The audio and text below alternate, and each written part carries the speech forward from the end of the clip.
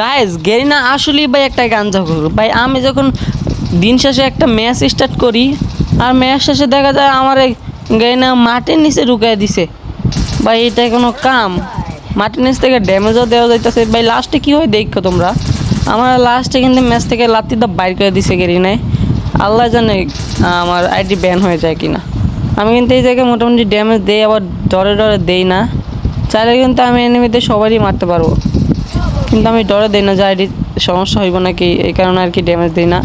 ওই যে ওই জায়গায় একটা এনিমি, আমি কিন্তু এটা পারলে ড্যামেজ দিব। আমি জুম করে দেখ আছে ভাই। আইডি কি ব্যান হবে ভাই? এটা কি কোনো সমস্যা নাকি ভাই? দেখো আমার আইডি মানে গেম থেকে লাফতে বাইর করে দিব। এই দেখো আমি একটা লাফ দিছি, এটা মরে গেলাম। মানে আমার পুরো গেমে তো বাইরে করে দিছে। আল্লাহ জানা আমার আইডিওটি কিছু হয় কি না।